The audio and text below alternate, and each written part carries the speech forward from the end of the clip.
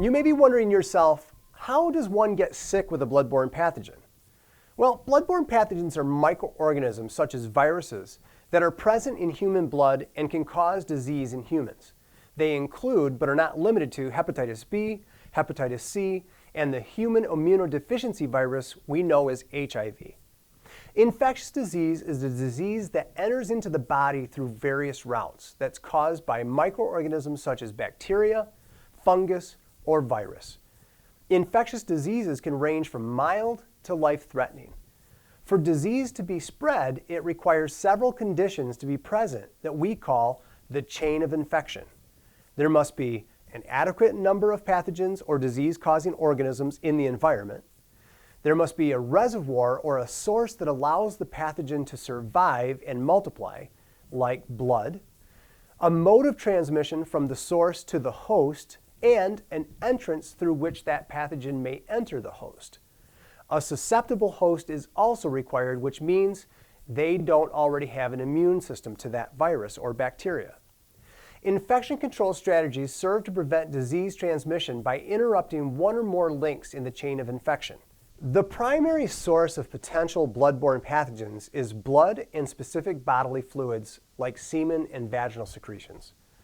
Other bodily fluids may contain bloodborne pathogens, especially those visibly contaminated with blood, such as cerebrospinal fluid, which is found in the brain, synovial fluid found in the joints, pleural fluid in the lungs, and amniotic fluid, which is in the uterus and around the uterus, pericardial fluid, which is around the heart, and peritoneal fluid found in the abdomen. Urine, feces, saliva, and some other body fluids do not typically carry bloodborne pathogens. However, it can be difficult to identify a body fluid or know for sure whether or not it is contaminated with blood. In general, you should really just treat all body fluids as potentially contaminated with blood, with the potential of carrying a bloodborne pathogen disease. So how does a bloodborne pathogen or infectious disease get into your body? Well, there's 4 basic modes of transmission. The first one is direct contact. Direct contact occurs when microorganisms are transferred from one infected person directly to another person.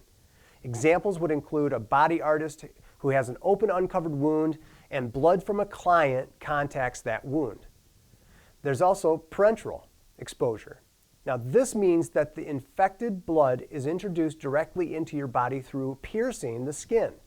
Examples include a needle stick injury or a cut with a sharp piece of material that's been contaminated.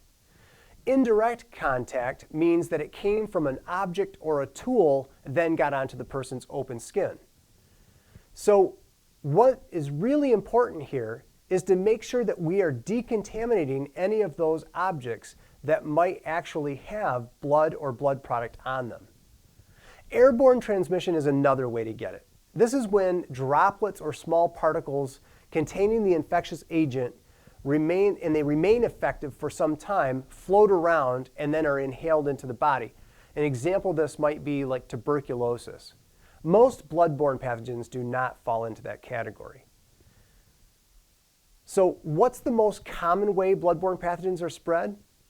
Needle stick and sexual contact are our most potential risks. The highest potential risk while working with clients exists when a contaminated sharp object cuts or punctures the skin. An example would include a needle stick, a cut from a broken piece of glass, cut from a razor used on a client, etc.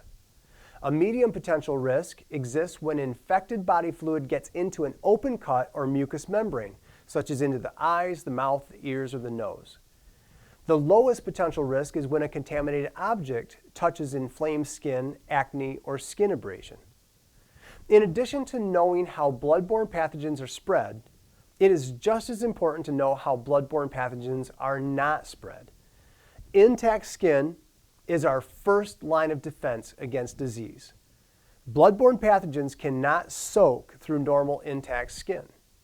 The Centers for Disease Control, otherwise known as the CDC, states that there is no known risk from exposure to intact skin. Unlike some infectious diseases, bloodborne pathogens are not spread by casual contact, such as handshakes, hugging, doorknobs, or use of the same equipment like toilets or water fountains.